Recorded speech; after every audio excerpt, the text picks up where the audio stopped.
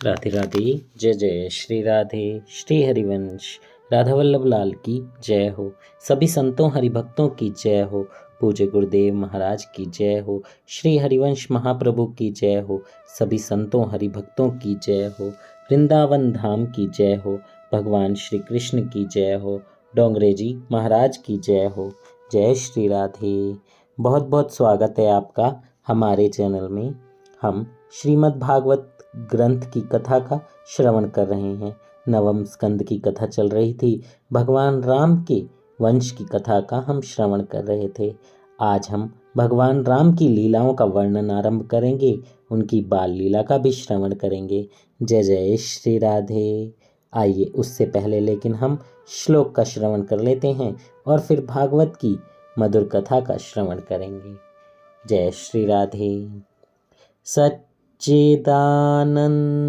रूपाय विश्वोत्पत्त्यादि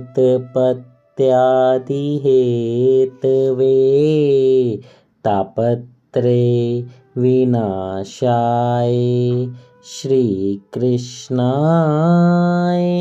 वयं नुमः। जय श्री राधे। श्री हरिवंश।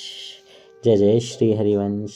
आइए भगवान राम की लीलाओं के वर्णन का प्रारंभ करते हैं। राजा आनंद में झूमने लगे।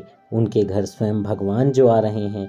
उन्होंने सरयू में स्नान किया और भगवान की पूजा में लीन हो गए। इधर कौशल्या भी प्रभु ध्यान में मग्न हैं। आज परम पवित्र रामनवमी का दिन है। जेहि दिन राम जन्म श्रुति गावहीं, तीरथ सकल तहाँ चली आवहीं। भगवान शंकर ज्योतिषी के वेश में अयोध्या की गलियों में घूम रहे हैं। उनके इष्ट देव हैं बालक राम। प्रातः काल से ही देव गंधर्व प्रतीक्षा कर रहे हैं। वैष्णवजन जब तक अत्यंत आतुर नहीं होते हैं तब तक भगवान का जन्म नहीं होता। परम पवित्र समय आया। चैत्र मास शुक्ल पक्ष और नवमी तिथि मध्याह्न का समय और जय हो जय हो जय हो। भय प्रगट कृपाला दीन दयाला कौशल्या हितकारी हर्षित महतारी मुनि मनहारी अद्भुत रूप विचारी लोचन अभिरामा तनु घन श्यामा निज आयुध भुजचारी भूषण वनमाला नयन विशाला शोभा सिंधु खरारी कही दुई कर जोरी स्तुति तोरी के ही विधि करो अनंता माया गुण ज्ञानातीत अमाना वेद पुराण भनंता करुणा सुख सागर सब गुण आगर जेहि गावहीं श्रुति संता सो मम हित लागी जन अनुरागी भयो प्रकट श्री कंता। बोलिए सियावर रामचंद्र की जय। जय जय श्री राधे। विप्रधेनु सुर संत हित लीनः मनुज अवतार निज इच्छा निर्मित तनु माया गुण गोपार। सियावर रामचंद्र की जय। रघुपति रामचंद्र की जय। हमारे भगवान श्री रामचंद्र जी की जय। दशरथ जी के घर साक्षात परब्रह्म श्री हरि प्रकट हुए। जो निर्गुण थे वही भक्तों के प्रेम के कारण आज सगुण बन गए। अगुण अरूप अलख अज जोई भगत प्रेम बस सगुण सोहोई। वेदों ने जिनका इस प्रकार वर्णन किया वह श्री हरि भक्तों के हितार्थ आज दशरथ के घर पुत्र का रूप लेकर आए हैं। बिनु पद चलई सुनई बिनु काना कर बिनु करम करई विधि नाना आनन रहित सकल रस भोगी बिनु बाणी वक्ता बड़ जोगी तन बिनु परस नयन बिनु देखा, ग्रहई घ्राण बिनु बास अशेषा, अति सब भांति अलौकिक करनी, महिमा जासु जाई नहीं बरनी। जे ही इमी गावही वेद बुध जाहि, धरहि मुनि ध्यान, सोई दशरथ सुत भगत हित कौशलपति भगवान। सियावर रामचंद्र की जय, रघुपति रामचंद्र जी की जय। आकाश में से देव और गंधर्वों ने पुष्प वृष्टि करी। आज बताया कि मैं अपने भक्तों की चारों ओर रक्षा करता हूँ, सो चतुर्भुज रूप से प्रकट हुए। माता जी ने स्तुति की, प्रभु मेरे लिए आप बालक बन जाइए, मुझे माता कहकर पुकारिए। माता जी को उन्होंने दिखाया कि वे परमात्मा हैं। उनका चतुर्भुज स्वरूप अदृश्य हो गया और छोटे छोटे 2 हाथ वाले बालक बन गए। दासियों में भी यह शुभ समाचार फैल गया। कौशल्या ने दासी को नवलखा हार दिया। मेरा राम सुखी होगा, मैं आनंद से दे रही हूँ। दासी ने कहा, मुझे तो कुछ भी नहीं चाहिए, मैं तो बस राम को खिलाना चाहती हूँ। राम दासी की गोद में गए। आज उसका भी ब्रह्म संबंध हो गया। दासी दौड़ती हुई राजा के पास आई और बधाई दी। लाला भयो है, लाला भयो है, लगता है साक्षात नारायण आए हैं। वृद्ध दशरथ जी के घर पुत्र ने जन्म लिया है और पुत्र भी साधारण नहीं, साक्षात परमात्मा पुत्र का रूप लेकर आए हैं। दशरथ जी ने वस्त्र आदि से श्रृंगार किया। प्रथम गणपति जी की पूजा की गई। दान तो इतना दिया गया कि सारी अयोध्या में कोई दरिद्र ही नहीं रहा। वशिष्ठ जी ने वेद मंत्रों का उच्चारण करके मानसिक अभिषेक किया। दशरथ जी अंतःपुर में आए। आज राम के दर्शन से सारी दासियां इतनी हर्षित हो गई थी कि वे देहभान भी भूल गई थीं। देह भान ही नहीं है तो मान मर्यादा और लाज की तो बात ही क्या। परमानंद हो गया। देव गंधर्व आदि भी सूक्ष्म रूप से पुत्र राम के दर्शन कर रहे हैं। राम जन्म से सभी देवों को आनंद हुआ, किंतु एक चंद्र को दुख हुआ।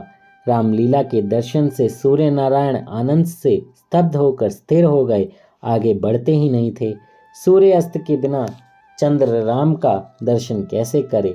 तो चंद्र ने राम से प्रार्थना करी कि सूर्य को कहिए कि वह आगे बढ़े, मुझे आपके दर्शन ही नहीं करने देता है।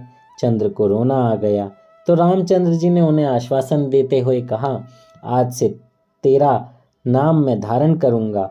फिर भी वह प्रसन्न नहीं हुआ तो रामचंद्र जी ने उससे कहा, तू धीरज धर, इस बार मैंने सूर्य को लाभान्वित किया है, किंतु भविष्य में जब कृष्ण अवतार होगा तो सबसे पहले मैं तुझे दर्शन दूंगा।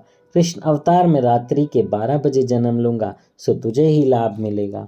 कृष्ण जन्म के समय 3 ही व्यक्ति जाग रहे थे, वसुदेव, देवकी और चंद्र।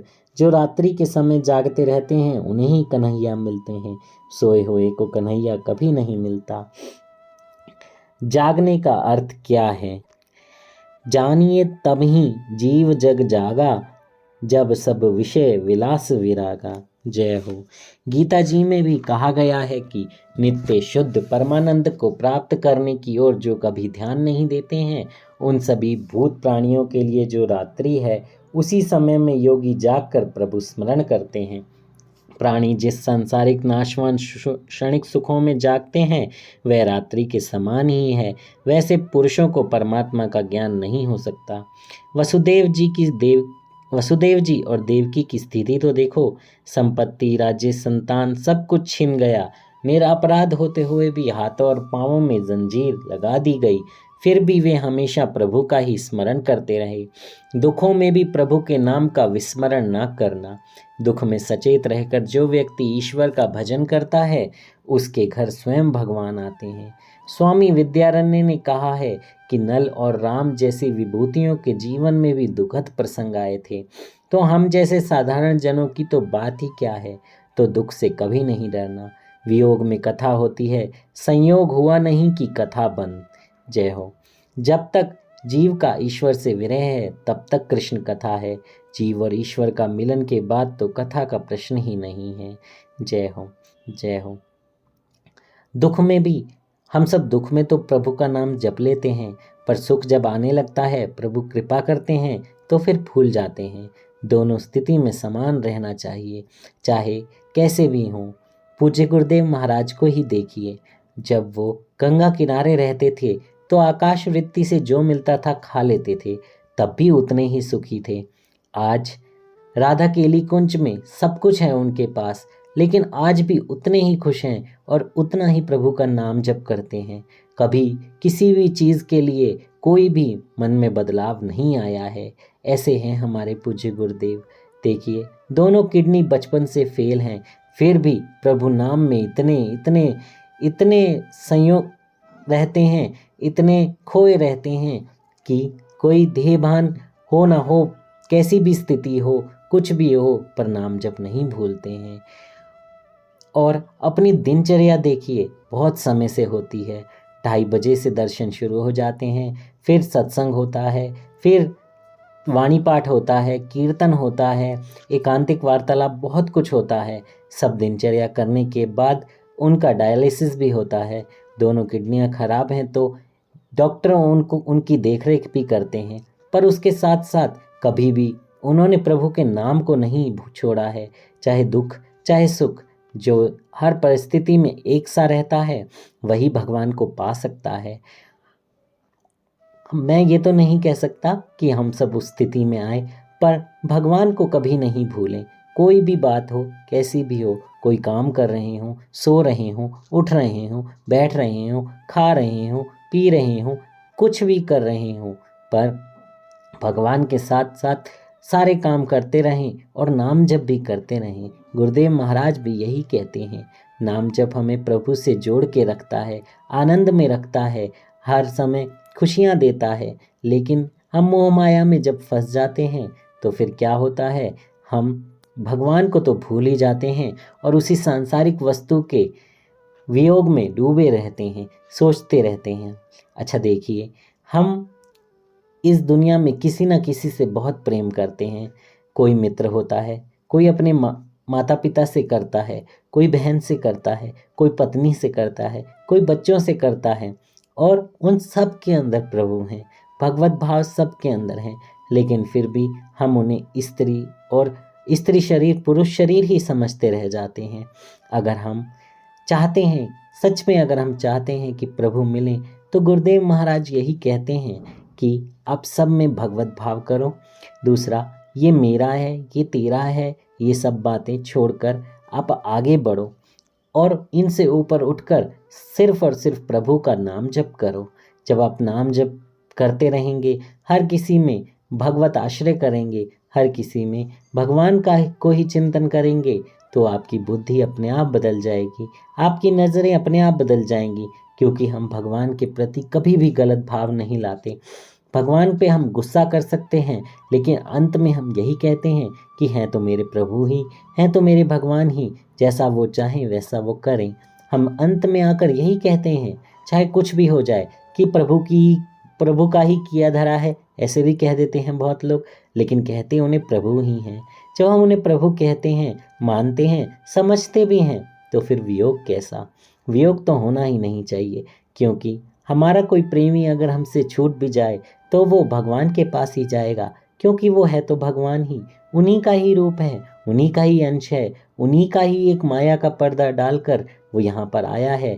चेहरे बदल गए पर दिल नहीं बदला, आत्मा नहीं बदली, सब कुछ वैसा ही रहा, प्रभु का ही रहा, प्रभु से ही रहा।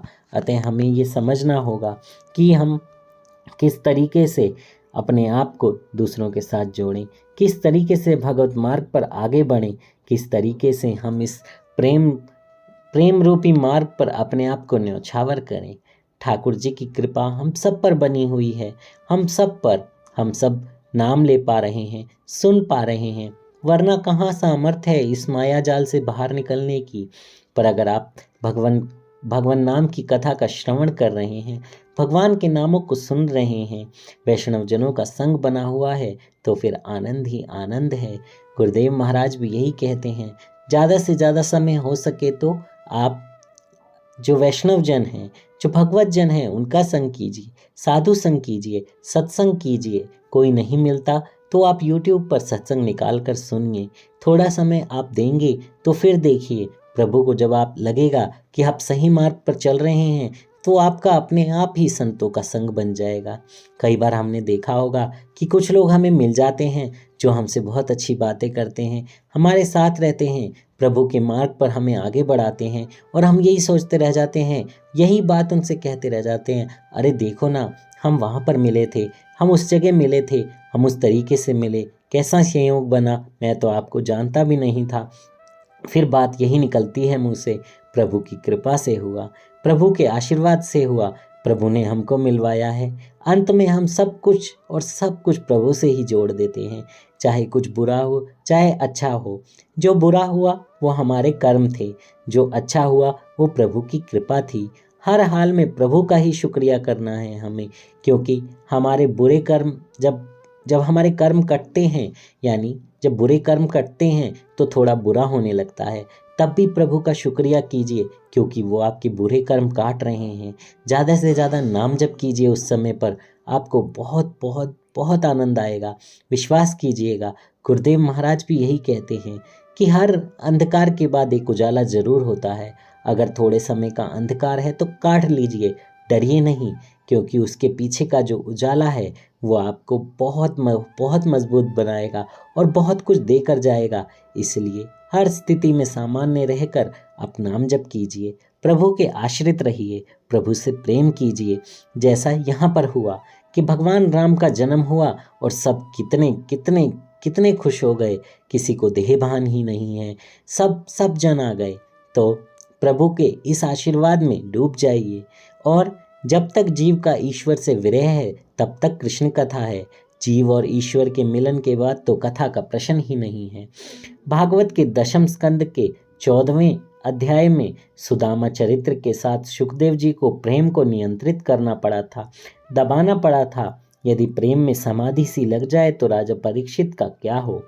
दशरथ ने बाल स्वरूप देखा तो उनका हृदय प्रेम से भर आया। दशरथ के आनंद का वर्णन तो सरस्वती भी नहीं कर सकती हैं। पिता पुत्र की दृष्टि मिली, जय हो जय हो। इस वर्णन को अपनी आंखों में बसा लीजिए एक बार। बहुत छोटा सा और प्यारा सा वर्णन है। पिता पुत्र की दृष्टि मिली, बालक हंस दिया। दशरथ राम को मधु चटाने लगे। उन्होंने वशिष्ठ जी से वेद मंत्रों का पाठ करने को कहा। वशिष्ठ राम के दर्शन करने पर मैं वेद मंत्र तो क्या अपना नाम तक भूल गया हूँ। देखिए, राजा दशरथ के पास भगवान राम, और वो भगवान राम को चटा रहे हैं। और देखिए, ये बुद्धि हम इस कथा तक तो रख लेते हैं, लेकिन अपने बच्चों में नहीं कर पाते। अपने बच्चों में हम फर्क डाल देते हैं, छोटा बच्चा है, बड़ा है, लड़का है, लड़की है, लेकिन ऐसे भाव नहीं करते हैं कि ये प्रभु राम हैं, ये कृष्ण हैं, ये सियाजू हैं, ये राधा रानी हैं। ऐसे भाव रख के अपने बच्चों को बड़ा कीजिए, उन्हें भक्ति मार्ग पर आगे चलाइए। गुरुदेव महाराज भी यही कहते हैं कि आप हमेशा आगे बढ़िए, हमेशा भगवत मार्ग पर ही आगे बढ़िए, और अपने बच्चों को भी यही शिक्षा दीजिए। गुरुदेव की बातों को बहुत ध्यान से सुनिएगा, बहुत आनंद आता है। जय हो। वशिष्ठ राम जी के दर्शन करने पर बोले, मैं तो वेद मंत्र क्या अपना नाम तक भूल गया हूँ, मैं बोलूँ तो क्या बोलूँ। दर्शन में नाम रूप भूलने पर दर्शन का बड़ा आनंद होता है। ब्रह्म दर्शन का आनंद होता है। तत्र वेदा अवेदा भवन्ति। ईश्वर दर्शन होने के बाद तो वेद भी विस्मृत हो जाते हैं। ईश्वर के साक्षात्कार के बाद वेद भी मिथ्या है। ईश्वर के साक्षात्कार के बाद वेद की कोई आवश्यकता ही नहीं है। प्रभु का साक्षात्कार होने पर वेद जगत के नाम रूप और अपनापन सभी कुछ विस्मृत सा हो जाता है। सो वशिष्ठ जी कहते हैं, मैं तो अपना नाम भी भूल गया हूँ। जय हो। भगवान श्री राम की जय हो। दशरथ जी महाराज की जय हो। कौशल्या माता की जय हो। वशिष्ठ जी महाराज की जय हो। कितना प्यारा वर्णन चल रहा है, कितना आनंद आ रहा है। और अब हम कल के प्रसंग में श्री राम की बाल लीलाओं का श्रवण करेंगे। ऐसा आनंद आएगा कि आप सब कुछ भूल जाएंगे। ध्यान से, बड़े ध्यान से इन सब कथाओं को सुनिएगा। ये कथाएं जीवन में प्रेम, आचरण, सदाचार, ये सब कुछ सिखाती हैं।